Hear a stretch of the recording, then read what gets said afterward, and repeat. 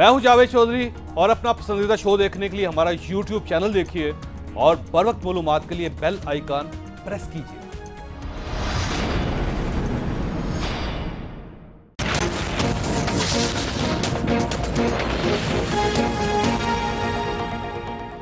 बिस्मिल्लाहिर्रहमानिर्रहीम।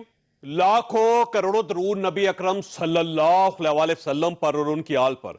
बजट हर मुल्क और हर हुकूमत का अहम तरीन इवेंट होता है। यह इवेंट हुकूमत और मुल्क दोनों की सीरियसनेस भी साबित करता है और अप्रोच को भी। कल यह हुकूमत अपना पहला बजट पेश करेगी, लेकिन बजट से एक दिन पहले नैब ने आसिफ अली जरदारी को गिरफ्तार कर लिया। यह गिरफ्तारी पाकिस्तान पीपल्स पार्टी भुट्टो खानदानी अपोजिशन का इम्तिहान नहीं, यह दरअसल इमरान खान, पाकिस्तान तहरीक इंसाफ और हुकूमत का इम्तिहान है। क्यों? क्योंकि हुकूमत अब बजट कैसे पेश करेगी और यह इन हालात में अपना बजट पास कैसे करवाएगी। आप 2 मिनट के लिए आप बैठे हैं, मैं दे रहा हूं जगह। मैं इस तरह नहीं चलाऊंगा ईवान के, यहां पे आप जमा हो जाएंगे, आप मुझे कुछ कहेंगे। अगर आप मुझ पे इस तरह दबाव डालना चाहते हैं, आप फिर वहां पे बैठे अपनी निशिस्त पे, मैं उन्हें मौका दूंगा। मैं पर्सनल एक्सप्लेनेशन पे ये कहना चाहता हूं,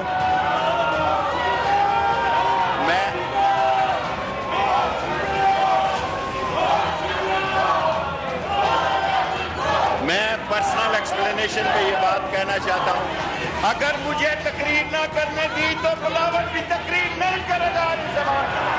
मुझे आप मजबूर कर रहे हैं कि मैं इजलास मुलतवी कर दूं। 17 लाख। मैं स्पीकर साहब, दीवान की कार्रवाई बरोज मंगल 11 जून 2019 को दोपहर 5 बजे तक मुलतवी की जाती है। हुकूमत इन हालात का मुकाबला कैसे करेगी, यह सवाल भी अहम है, लेकिन इससे ज्यादा अहम बात नैब है। आज नैब ने साबित कर दिया यह वाकई आजाद इदारा है, क्योंकि यह अगर हुकूमत के जेर असर होता तो हुकूमत नैब को बजट से एक दिन पहले आसिफ अली जरदारी को गिरफ्तार न करने देती। हुकूमत अब बजट कैसे पेश करेगी और कैसे पास करवाएगी, यह हमारा आज का इश्यू होगा। जबकि बिलावल भुट्टो जरदारी ने आज की गिरफ्तारी और ऐवान में तकरीर करने की इजाजत न मिलने पर सिम कार्ड खेलने की कोशिश की।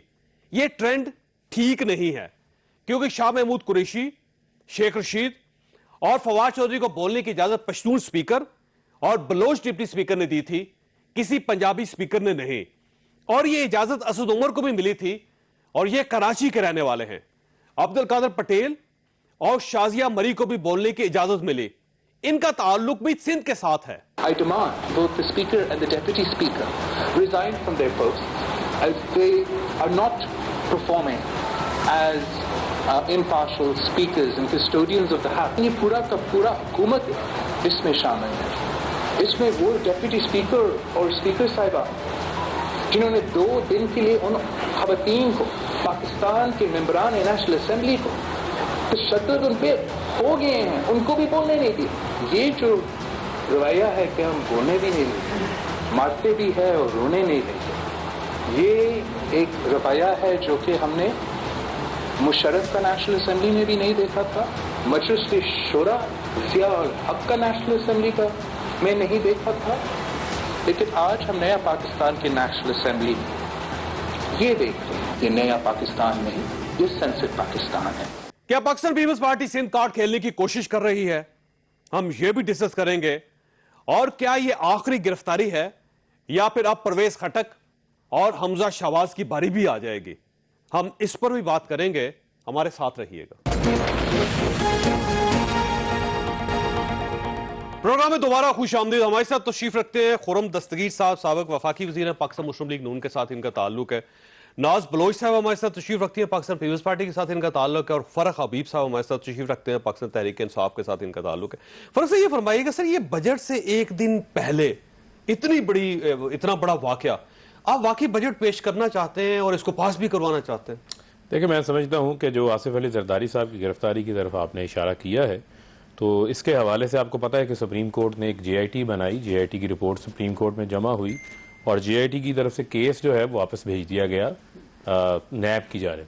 और आसिफ अली जरदारी साहब को जो है वो 12 बार इसी अदालत से जो है वो तौसीह भी मिली है जमानत कबल अज़ गिरफ्तारी के अंदर। आज उनकी जमानत मुस्तरद हुई है तो ये किसी की ख्वाहिश के मुताबिक तो नहीं हो सकता। नहीं, अब देखें ना, ये जो एक तोता गिरा है उसका नुकसान ये होगा कि आप कल बजट नहीं पेश कर सके। देखें, बात ये है, जो बजट है वो तो कल पेश होगा, हर सूरत पेश होगा, लेकिन मामला ये है कि जो कानून है उसने अपना रास्ता इख्तियार करना है, उसके ऊपर क्या वावेला करना या शोर मचाने का क्या मामला है। आसिफ अली जरदारी साहब भी यहीं हैं, अदालतें भी यहीं हैं, इन्हीं अदालतों से जमानतें भी मिलती हैं, खुश है इन्हीं अदालतों से जो है जमानतें भी मिलती हैं। बहुत बड़ी अचीवमेंट है। देखिए, मैं ये समझता हूँ कि कानून अपना रास्ता इख्तियार कर रहा है और जो इस मुल्क ने आइन और कानून के मुताबिक आगे चलना है वो आगे बढ़ेगा।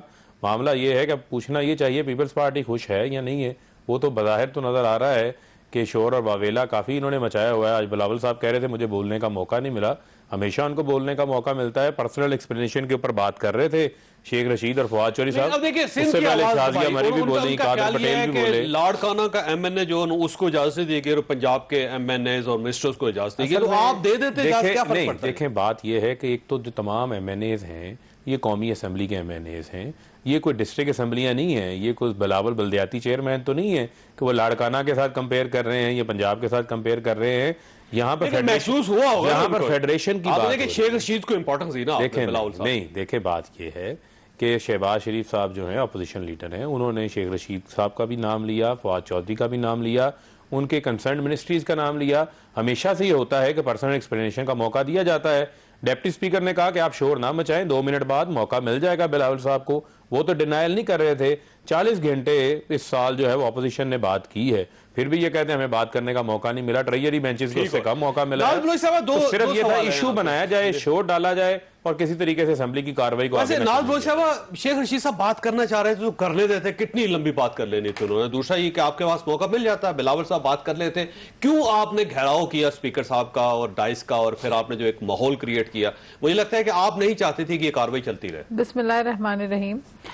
जावेद चौधरी साहब, ये फरूख हमारे भाई हैं, लेकिन थोड़ा भूल रहे हैं कि 2 हमारी पीपल्स पार्टी की ऑनरेबल खवातीन एमएनएस को जब पुलिस लाठी चार्ज करके और घसीट कर प्रिजन वैन में डालकर अरेस्ट करके अब लेकर गई पिछले नैब की हियरिंग में, सिर्फ खड़े होने की बुनियाद पर, एक ऐसी जमात जिसने पीटीआई ने खुद धरनों की सियासत की, सुप्रीम कोर्ट के बाहर जो कुछ हुआ मैं वो कहना नहीं चाहती कि मैं उस धरने के अंदर खुद भी I was part of that धरना। मुझे पता है सुप्रीम कोर्ट और रेड जोन के बाहर धरने को लीगलाइज खुद पीटीआई ने किया, और ना कोर्ट के बाहर जाने पर हमारी खवातीन एमएनएस के साथ जो हुआ, उनकी प्रिविलेज ब्रीच जो हुआ, उस पे उनको ये इख्तियार तक नहीं दिया गया कि वो बात कर सकें, और उस पे बिलावल भुट्टो को मौका नहीं दिया गया कि वो अपनी उन एमएनएस के हक में उनकी वायलेशन भी उससे बात कर सके। लेकिन मेरा सवाल ये, कहां से आ गया? स्पीकर ने के साथ ताल्लुक, डिप्टी स्पीकर का ताल्लुक बलोचिस्तान के साथ, करके जवाब देना सिंध के लोगों को, कराची के लोगों को,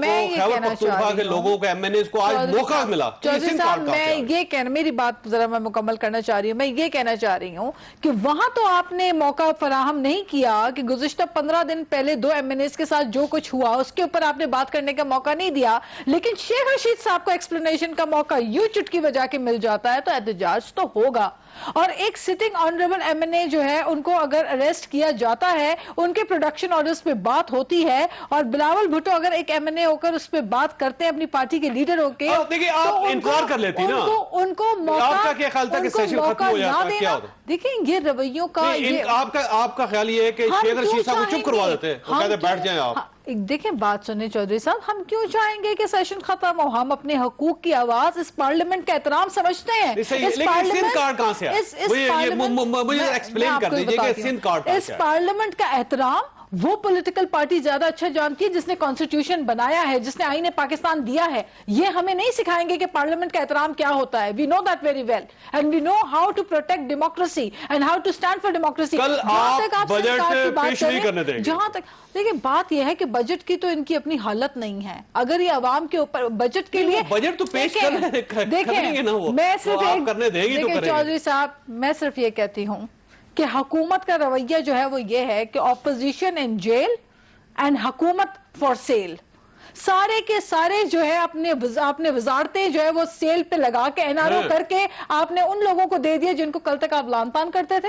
क्या हफीज शेख को उनकी पॉलिसीज और पीपल्स पार्टी की मईशत के ऊपर जो कल तक आप उंगलियां उठाते थे आज उनको नहीं लेकर आ गए? तो ये क्या मईशत के ऊपर हमें ला के देंगे? क्या ये बजट लेकर आएंगे? पेश होने देना, बजट पेश होगा तो पता चलेगा ना इन्होंने क्या किया है। अगर आप पेश ही नहीं होने देंगे लेकिन तो पार्लियामेंट का जो प्रिविलेज है एक एमएनए का, उसके ऊपर बात करने से कि हमें नहीं रोक सकते। और स्पीकर के खिलाफ हमें इसलिए अफसोस हमें इस बात के ऊपर हुआ, हमें दुख इस बात के हुआ कि स्पीकर ने अपना जो रोल है उनका, he is the custodian of the house, और बहुत एक इम्पार्शियल एटीट्यूड जो है वो स्पीकर का, इसलिए आप चाहते हैं कि मुस्ताफी हो जाए दोनों, घर चले जाए। देखिए एक इम्पार्शियल रोल होना चाहिए स्पीकर का।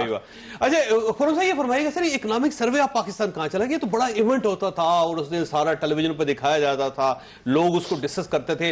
पाकिस्तान की तारीख में पहली मर्तबा ऐसा हुआ कि इकोनॉमिक सर्वे ऑफ पाकिस्तान की कोई खबर नहीं किसी जगह। जी वो इसलिए नहीं दिखाया गया क्योंकि पाकिस्तान की तारीख की बदतरीन मुआशी परफॉर्मेंस है इस गवर्नमेंट की, जिसमें जो चीज़ें बढ़नी चाहिए थी वो घट रही हैं। जो मईशत की नमू है वो आधी रह गई है, ज़राअत की नमू घट रही है। एक चीज बड़ी है सर, एक चीज बड़ी है, वो महंगाई। दो चीजें बड़ी हैं। महंगाई बढ़ी है, 3 गुना हुई है, और दूसरी चीज बड़ी है कर्जे बढ़े हैं। कि हमें बड़े, हमारे वज़ीर आज़म साहब को बड़ा फेवरेट उनका सब्जेक्ट है 30,000 अरब। इनकी हुकूमत में 31 मार्च 2019 तक इन्होंने भी 30,000 अरब से 35,000 अरब कर दिया है। इनके दौर में सिर्फ 9 महीने में 5,216 अरब रुपए के कर्जे लिए गए। जो बाहर से जो फॉरेन जो इनके कर्जे हैं 10 अरब डॉलर के, वो अलहदा हैं कि वो 95 अरब का कर्जा था जब मुस्लिम लीग नून की हुकूमत गई, आज 105 हो गया है। ये हालात है। तो इस ख्याल में तो जो है वो हुकूमत कामयाब रही कि तमाम प्रोग्राम जो हैं वो जरदारी साहब की जो गिरफ्तारी है उस पर हो रहे हैं। और ये जो भयानक सूरत हाल है जिसने गवर्नमेंट ने खुद किया इस तरह के इकोनॉमिक सर्वे पाकिस्तान की खबर रुक जाए, ये तो आसिफ अली जरदारी साहब की खबर आगे। देखिए ना जी, आपने ये गौर किया कि ये पहली दफा आपने दुरुस्त कहा कि ना वो लाइव चला, ना उसकी कोई कवरेज हो रही है, सिर्फ कहा जी अहदाफ पूरे करने में नाकाम है। अहदाफ तो छोड़ देना जी, बात यह है कि पिछले साल की अब जो मुसद्दका कारकर्दगी है मुस्लिम लीग नून की, उससे पाकिस्तान नीचे गिर गया, जमीन पर गिर गया। चाहे वो आप महंगाई का ले लें, आप फॉरेन डायरेक्ट इन्वेस्टमेंट 52% डाउन हो गई है। हर चीज जो आप उठाएंगे, चाहे इंडस्ट्री है, चाहे एग्रीकल्चर है, चाहे आप सर्विसेज हैं, हर चीज जमीन पर गिरा दी है। एग्रीकल्चर तो 1, 2, 3 साल की पॉलिसी होती है सर। ऐसा नहीं होता कि फसल इन्होंने आके लगाई और इन्होंने काट ली। फसलें तो जाहिर उससे पहले लगी, उससे पहले देखिए ना जी, जब आप उससे पहले बड़ा सिंपल है चीज जो है वो तो आप इनके खाते में नहीं डाल सकते। नहीं, मैं इनके खाते में डालूंगा क्योंकि पिछले साल 3.8% ग्रोथ हुई थी एग्रीकल्चर में, और उसकी वजह यह थी कि हम किसानों को सब्सिडाइज कर रहे थे उनकी खाद में, चाहे वो यूरिया थी, चाहे वो DAP थी।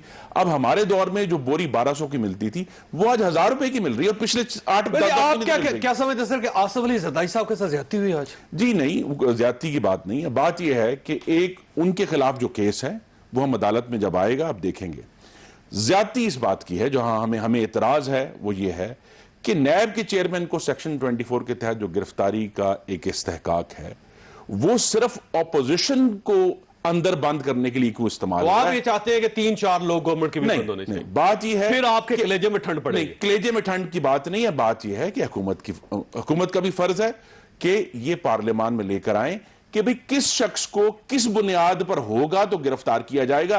क्योंकि अगर रेफरेंस की बात है तो रेफरेंस में भी हुकूमत वाले फंसे हुए हैं, उनको 1 मिनट की भी गिरफ्तारी नहीं हुई। अगर इंक्वायरियां हैं तो वो अब खुद चेयरमैन नैब साहब ने फरमाया था कि जी जो है वजीर दिफा के ऊपर बड़ी सीरियस जो है इंक्वायरी मौजूद है, आपका अपना कॉलम है, लेकिन मुझे उनकी सेहत की फिक्र है। उन्होंने ये भी फरमाया कि अगर मैं इनके हवाले आज आसिफ अली जरदारी साहब की सेहत की भी फिक्र की है नैब ने। सबसे पहले मेडिकल बोर्ड बिठाया और उन्होंने क्लियर किया, तो उसके बाद वो नहीं। देखिए बात यह है कि हमें अब ये मामला हुकूमत का भी है और हुकूमत को ये कदम बढ़ाना चाहिए कि ये असूल तय कर रहे हैं कि किसको किस वक्त गिरफ्तार करना है। ये नहीं हो सकता कि आप शहबाज शरीफ को 133 दिन धर दें अंदर, बाद में जब हाईकोर्ट उसको देखे एविडेंस तो कह जी ये तो देखे ना, एहतसाब में तो टाइमिंग नहीं होती ना। एहतसाब में तो इशू होता है, आज कोर्ट ने उनकी जमानत नहीं तो थी कि ये गिरफ्तार हो गए, तो आपका ख्याल था कि 2 हफ्ते गिरफ्तार ही ना करें ना। अब नहीं, बात यह है कि जब आपने किसी को भी गिरफ्तार करना है उसके ऊपर फिर अगर बस हम सब इस पे एग्री कर जाएं कि जिस पर भी इंक्वायरी उसको गिरफ्तार कर ले, कर ले सबको, अगर जिस पर रेफरेंस है उसको गिरफ्तार कर लें। थोड़ा सा एक बात है कि गवर्नमेंट को छोड़ देते हैं। एक बात फिर मेरे भाई जवाब देखें, बात यह है कि चेयरमैन नैब और एहतसाब के नाम पर उनकी साख के ऊपर एक बड़ा मुतफ़न सवालिया निशान आ गया है। अब हम उसको डिस्क करें या ना करें, लेकिन वो लाश अब समुद्र पर तैर रही है, इंसाफ के समुद्र पर, और आप उसको विश्व नहीं कर आप सकते। ये चाहते हैं कि गवर्नमेंट उनको फारिग कर दे? जी नहीं, ये तो गवर्नमेंट का फैसला है। हम ये चाहते हैं, आप साथ देंगे तो करेंगे, हम ये चाहते हैं, क्लियर करें अपने आप को। हम ये चाहते हैं कि आप उनको रखना चाहते हैं, फारिग करना चाहते हैं। असूल की बुनियाद पर एहतसाब हो, जो आज नहीं हो। देखें चौधरी साहब, ये फरमाइएगा सर, ये इकोनॉमी अब तो बेहतर हो जाएगी ना, क्योंकि आपने समझा था कि मियां नवाज साहब आप कहते थे चोर है, आसिफ अली जरदारी साहब आप कहते थे चोर है, अब दोनों चोर अंदर हैं, अब तो मेशत ठीक हो जाएगी। देखिए चौधरी साहब, बात ये है कि सबसे पहले जो इंपॉर्टेंट चीज़ है कि जो नैब है ये बना परवेज मुशर्रफ के दौर के अंदर बना, PMLN की हुकूमत भी रही, पीपल्स पार्टी की हुकूमत भी रही, जिनको काले कवानीन कहते हैं वो उसी जगह मौजूद रहे, इन्होंने नहीं बदले। चेयरमैन नैब मिलके इन दोनों पार्टियों ने जो है वो खुद लगाया। लेकिन उस वक्त इस तरह नहीं होता। सुन लेना, वो उसकी वजह अपोजिशन अंदर, अब आप सुन लेना, गवर्नमेंट सारी बैठी। मसला ये है कि नैब की कवानीन है, वही नैब की पावर्स हैं, लेकिन नैब को इन्होंने मिल के गठजोड़ करके जो है वो नो एक्शन ब्यूरो बनाया हुआ था। अब जब नैब अपने कवानीन के मुताबिक, अपने मैंडेट के मुताबिक काम कर रहा है, उसमें जो है वो अलीम खान भी जो है वो 90 दिन 100 दिन जो है वो अंदर गुजार के आए हैं, उनको भी अदालत से फिर बेल मिली, बाहर आए हैं, फिर गैर जानिबदार कैसे कह सकते हैं। फिर जिस इंटरव्यू का इन्होंने हवाला दिया उसके अंदर बहुत सारों के हुकूमती वुज़रा के नाम भी चेयरमैन नैब ने जो है वो ले दिए पकड़ के। गुजारिश सुन लेना, अगर वो इंटरव्यू मुसद्दका था, असल मामला ये है, साहब आप मुझे बात करने से नहीं रोक सकते, सुन लेना, इंटरव्यू मुसद्दका था कि नहीं था, ये साहब गुजारिश सुन ले। मामला ये है कि मैं तो आज मुबारकबाद देना चाहता हूँ PMLN की हुकूमत को, चौधरी निसार को खराज तहसीन पेश करना चाहता हूँ। शहबाज शरीफ के दस्ते राज थे, ये चाहते थे कि जरदारी साहब को जेल में जाएं, सड़कों पे घसीटें, इन्होंने केस इनिशिएट किया था जाली फेक अकाउंट्स का, वो आज जो है वो उसी के ऊपर JIT बनी, उसी के मुताबिक अंदर गए। लेकिन मामला ये है कि बदलता है आसमां रंग कैसे कैसे। आज शहबाज शरीफ साहब उसी असेंबली के फ्लोर पे खड़े होकर जरदारी साहब के लिए हमदर्दी का इजहार कर रहे थे कि अगली बारी आसिफ अली जरदारी, देखे ये नहीं कह सकते, ये देखे ना, आपको पहले 3 साल पहले पता था कि आसिफ अली जरदारी पकड़े जाएंगे। सुन लेना, आसिफ अली जरदारी, देखें आसिफ अली जरदारी के साथ इजहार हमदर्दी आज शहबाज शरीफ साहब को, मैं तो देख के जो है ना वो देख रहा था कि ये मंजरनामा जो है ये आसमां भी देख रहा था, ये जमीन भी देख रही थी, तमाम पार्लियामेंटेरियंस भी देख रहे थे कि जरदारी साहब को जो अंदर भेजने की ख्वाहिश आज शहबाज शरीफ साहब की पूरी हुई है। मामला ये है कि अब जो है वो कानून ने अपना रास्ता इख्तियार करना है, उसको रास्ता इख्तियार करने दें। अब मेशर ठीक हो जाएगा। आपका ख्याल ये है कि मेशर, आप ये देखिए सर, आज इक्तिसादी सर्वे जो है ना, economic survey of Pakistan, sir उसमें 2-3 चीजें बहुत खौफनाक हैं।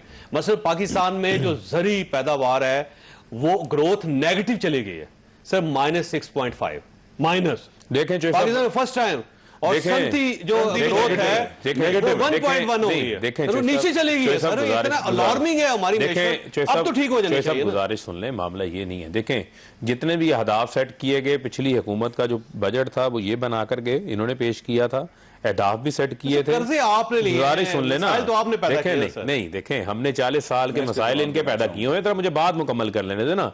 ये बात कर्जों की बात कर रहे थे, हमने कोई ऐसा लोन नहीं लिया। ये जितने लोन्स की बात कर रहे हैं वो लोन्स डेट सर्विसिंग के अंदर गए हैं। $9 बिलियन इस हुकूमत ने अदा किए हैं। आपका जो ट्रेड डेफिसिट है वो $2 बिलियन हमने कम किया है। करंट अकाउंट डेफिसिट हमने $7 बिलियन कम किया है। आप इतनी चलेगी, सुन लेना, ग्रोथ नेगेटिव चलेगी, सुन लेना, वो इनका कमाल है। गुजारिश सुन लेना, ये इनकी इतनी अहल हुकूमत थी कि ये मुल्क को कर्जों की दलदल में डुबो के गए, 1200 अरब का बिजली में सर्कुलर डेट छोड़ के गए। कोई एक इदारा बता दे जिस इदारे को ये प्रॉफिटेबल छोड़ के गए हो, तमाम इदारों के अंदर ये खसारों का अंबार छोड़ के गए।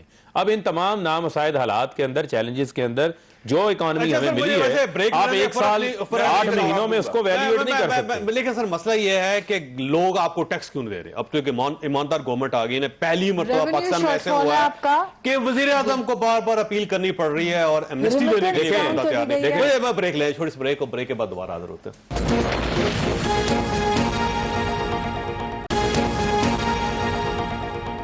प्रोग्राम में दोबारा खुश आमदीद। नाज बलोच साहबा, गवर्नमेंट को टैक्स क्यों नहीं दे रहे लोग?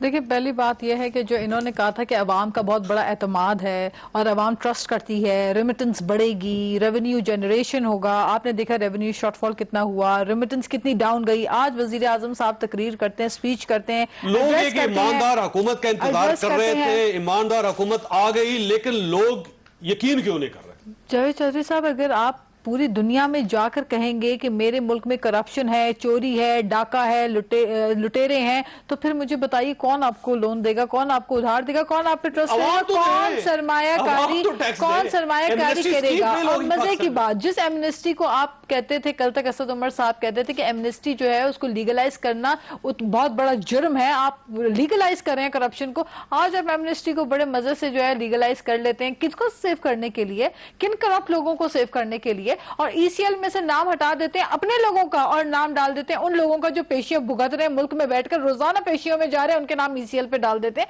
ये जो दोहरा पाकिस्तान है, एक नहीं दो पाकिस्तान आपने बना दिया। एक आपने उनके लिए बना दिया, एनआरओ दे दिया उन लोगों को। देखिए, एनआरओ लेने वाले जेलों में नहीं जाते, 11-11 साल जेलें नहीं काटते जो एनआरओ मांगते हैं। एनआरओ वो नहीं मांग रहे, एनआरओ आपने दे दिया, एनआरओ हुकूमत ने दे दिया उन लोगों को जिनको आप काबीना का हिस्सा बना चुके, जिनका ताल्लुक दूर दूर से आपके साथ नहीं था। और बड़ी बात, मुझे सवाल एक पूछना है हुकूमत से कि फिरदौस आशिक अवान साहिबा कल किस तरीके से पर्चा लीक कर गई? This is a big question mark on the transparency of accountability. कि आपको अंदाजा हो जाता है कि मतलब मैं आपको एक सियासी तजुर्बे की बुनियाद पे कह रहा हूं, परवेज खट्टर साहब गिरफ्तार हो जाएंगे। देखिए, वो तो आपको हो सकता है आपको अंदर की कहीं की खबर नहीं, अंदाजा है, अंदाजा क्योंकि जब आप पॉलिटिक्स में रहते हैं तो आपको अंदाजा हो। आपने तो 16 मई के कॉलम में लिखा हुआ अंदाजा जो है। जो आपने सवाल पूछा था उसका जवाब ये वैसे ये टैक्स क्यों नहीं कलेक्शन हो रही है सर? जी, मैं उसी का जवाब दे रहा हूँ कि पाकिस्तानी जिसको खैरात देते हैं उसको टैक्स नहीं देते, ना ही उसको कर्जा देते हैं। आपने देखा इससे पहले प्राइम मिनिस्टर सीरियस है इसमें। अच्छा, पहले ही मुझे अमनेस्टी के लिए मुझे 2 बार कौम से खिताब मुझे मुकम्मल करने दें। देखिए, इन्होंने जनवरी में पाकिस्तान बनाओ बॉन्ड्स लॉन्च किए थे। इनका ख्याल था कि वो जो पता नहीं ओवरसीज पाकिस्तानीज जो हैं वो एक सैलाब डॉलरों का भेजेंगे, सिफर कारकर्दगी। इसके बाद अब एमनेस्टी जो आपके प्रोग्राम में भी चल चुका है, उन्होंने कहा ये चोरों और डाकुओं को दी जा रही है। आज वज़ीर आज़म मिन्नतें कर रहे हैं अवाम की कि चोरों और डाकू जो हैं वो आके अपने आप को रेगुलराइज करा लें। ये तरीकेकार नहीं है। असल में इशू ना ही असद उमर का था, ना ही मुशीर खजाना का है। इशू इमरान खान साहब की मुआशी नाअहली और बदइंतजामी का है, जिसकी उन्हें जिम्मेदारी कबूल करनी पड़ेगी। सर फरमाइए, जब भी एमनेस्टी आती है तो लोग बहुत ज्यादा उसको वेलकम करते हैं, क्योंकि जाहिर है लोगों के असासे होते हैं, उन्होंने डिक्लेयर नहीं किए होते, एक अपॉर्चुनिटी होती है।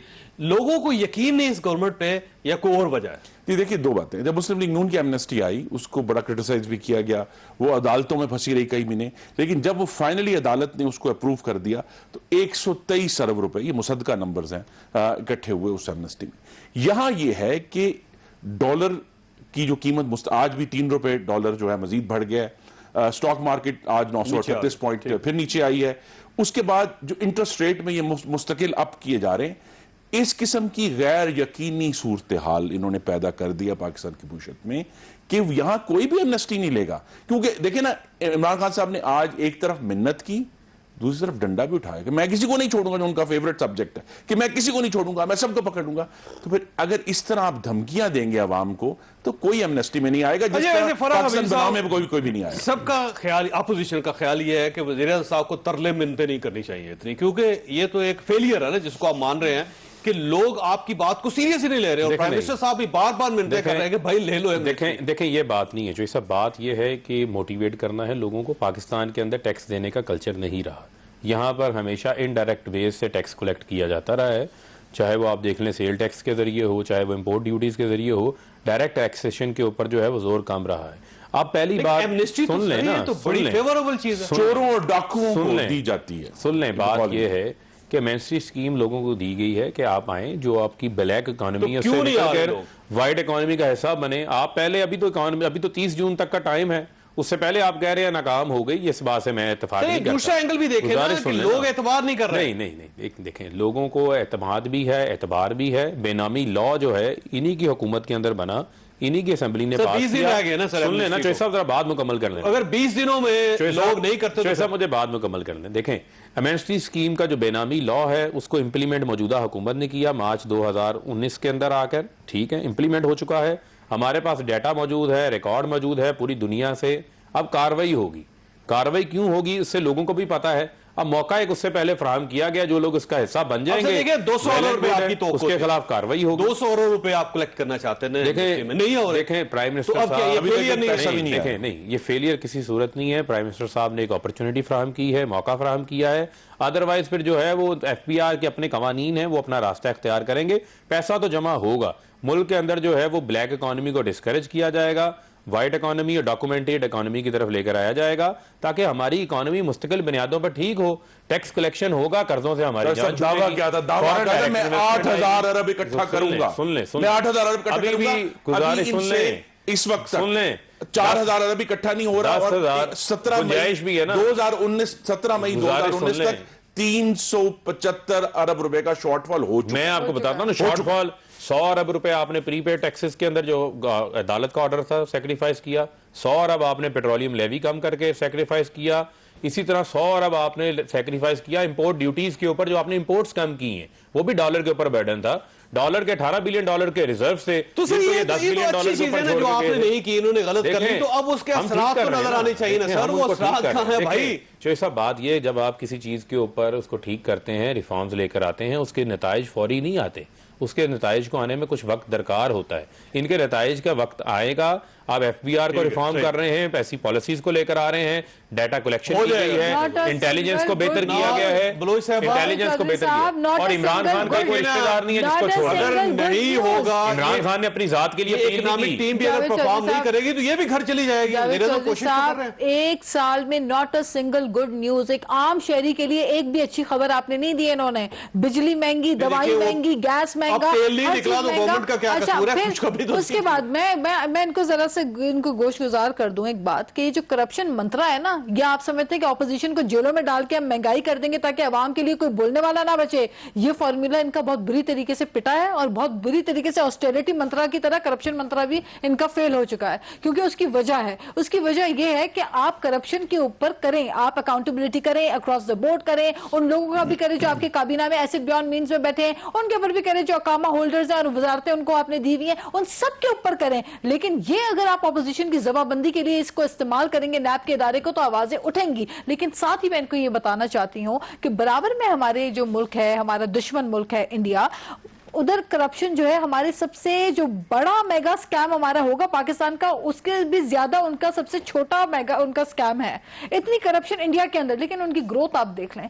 आप कहते हैं सब्सिडी आपने सारी काट के रख दी। अमेरिका जैसा मुल्क, एक तरक्की याफ्ता मुल्क, ट्रिलियंस ऑफ डॉलर का मकरूज भी है, लेकिन अपने लोगों को सब्सिडी भी दे रहा है, रेलवे में सब्सिडी दे रहा है, हर चीज में, ट्रांसपोर्ट में सब्सिडी दे रहा है। आपने डेवलपमेंट में कट लगा दिया, आप सब्सिडी खत्म कर रहे हैं, आप आवाम के ऊपर बोझ डाल रहे हैं। आपके पास अगर पैसा नहीं होता तो आप नया वही हुकूमत पाकिस्तान है जिसके साथ हमने रेवेन्यू टैक्स रेवेन्यू डबल किया 2013-18 में, 1900 अरब से 3840 अरब, वही लोग है ना, तो इनसे नहीं इकट्ठा हो रहा।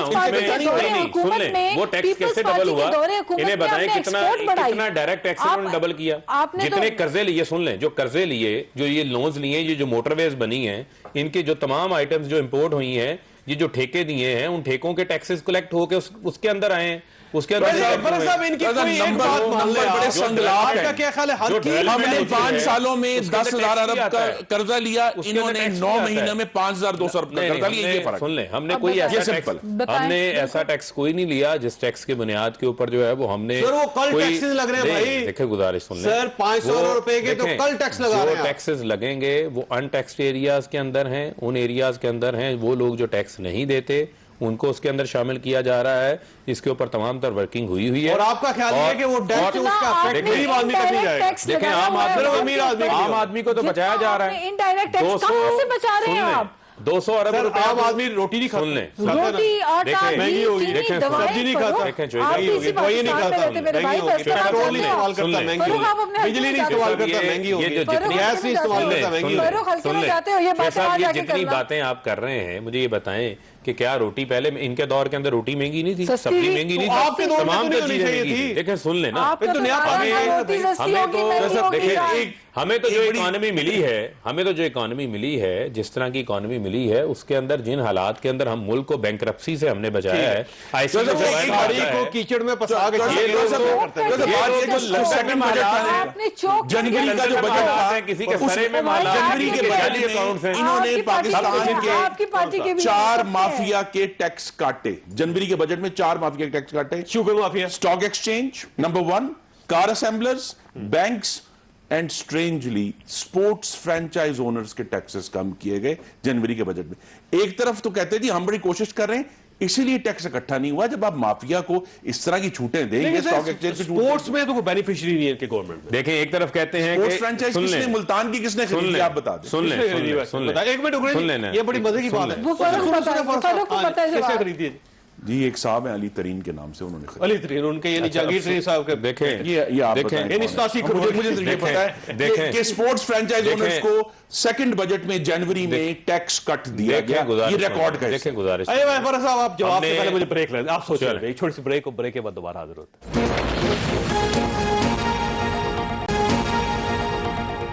प्रोग्राम में दोबारा खुश आमदी। फर्क अबीब साहब, एक चीज है जिसको आपको मानना पड़ेगा कि हम खुद ही पाकिस्तान की नेगेटिव एडवर्टीजमेंट करते रहते हैं। बस इंडिया में देखिए, मेगा स्कैम जो है ना इंडिया के, उसमें जो सबसे बड़ा स्कैम है 1,76,000 करोड़ का है। सबसे छोटा जो है ना 50,000 करोड़ का है। आज तक उनके किसी सियासतदान को आप ये नहीं देखेंगे किसी इंटरनेशनल प्लेटफॉर्म पे ये कह रहे हो कि हमारे तो बड़ी करप्शन है और बड़े मेगा स्कैम है। लेकिन हम हर जगह कहते हैं, पाकिस्तान के अंदर भी, पाकिस्तान के बाहर भी। इवन हम जब ताजरों को तैयार करते हैं कि आए आके इन्वेस्टमेंट करें, तो साथ ही उनको कहते हैं चोर। देखें, ऐसी कोई बात नहीं है। जो पाकिस्तान का जो फ्यूचर है वो बड़ा रोशन है, और फॉरेन डायरेक्ट इन्वेस्टमेंट पाकिस्तान का रुख कर रही है। आप मुझे ये बताएं कि प्राइम मिनिस्टर साहब ने ये जो करतारपुर बॉर्डर खोला है, उसके ऊपर बड़ी तेजी से डेवलपमेंट हो रही है। ये भी एक अच्छा मैसेज है कि पाकिस्तान पीस लविंग नेशन है। यही प्राइम मिनिस्टर जो है वो जाते हैं ओआईसी के अंदर 52% कम हुई है सर। ये यही प्राइम मिनिस्टर है जो ओआईसी की मीटिंग के अंदर बैठ के जो है वो पूरा इस्लाम का, पाकिस्तान का, कश्मीर का, फलस्तीनियों का मुकदमा भरपूर अंदाज से पेश करते हैं। मैं समझता हूं कि ये भी पाकिस्तान का एक इमेज डेवलप हुआ है कि पाकिस्तान के प्राइम मिनिस्टर ने इस इशू को जो है वो मोदी रेज को खत किया भी है। लिखते हैं, वो दूसरा और खत भी लिखते सुन हैं। लें, नाम सुन नहीं लें। था इलामिया में। देखें, इलामिया में से वो तो प्राइम उनको मिनिस्टर करना चाहिए था। देखें ना, गुजारिश हमने सुनिए। तो बात की है ना, देखें, प्राइम मिनिस्टर ने बात की वहां पर, फिर आप आ जाए, आप बात कहते हैं कि इंडिया के अंदर और corruption जोलान है। को फलस्तीन इसका को दे मतलब दिया, ये शाम की बजाय। देखें, एक नाज बार ने भी फिर। बात की, देखें क्या पाकिस्तान के अंदर फिर इंडिया में करप्शन है, तो इंडिया में रहे करप्शन, हम पाकिस्तान के अंदर करप्शन को जायज करार दे दे। करप्शन ही तो इस मुल्क की जड़ों को खोखला कर गई है।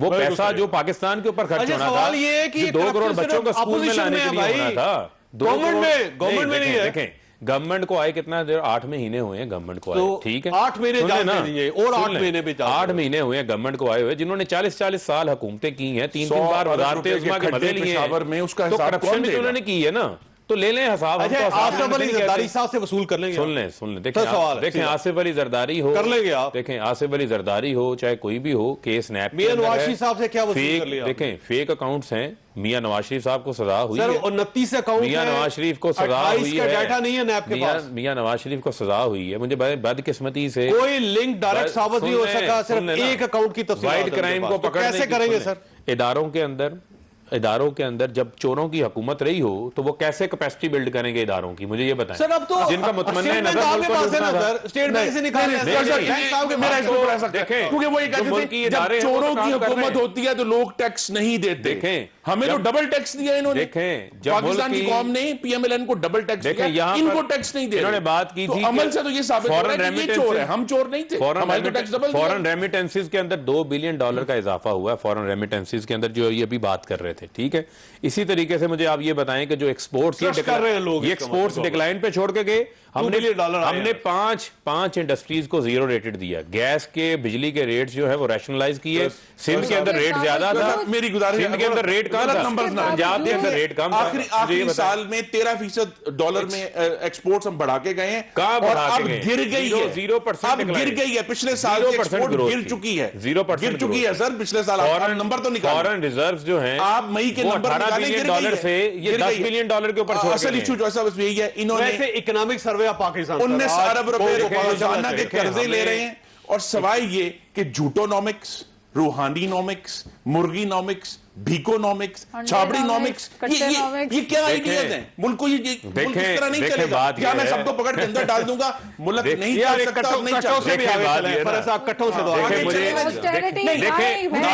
इनके अलावा न्यू आइडियाज मुझे तो याद, देखें मुझे तो वो भी याद है ना कि कर्ज उतारो मुल्क संवारों का नारा लगा के इत्तेफाक फाउंड्री संवारों वाला मामला हो गया था। संडे हो या मंडे हो, संडे हो या मंडे हो, खाओ अंडे, ये शहबाज शरीफ साहब का नारा था। स्टेट बैंक ने कहा मैक्रो पैसा उसका माइक्रो इकोनॉमिक्स को नहीं समझते, माइक्रो इकोनॉमिक्स में अच्छा नवाज गोयल साहब ये फरमाइए, इकोनॉमी ये बेहतर करनी आप है। सिंध में जो एहतजाज कर रहे हैं कि वो आज तो सखर में दुकानें बंद करवाएगी जबरदस्ती से, कल यौम स्याह मनाया जाएगा, तो ये करते रहेंगे जब तक जरदारी साहब बाहर नहीं आते?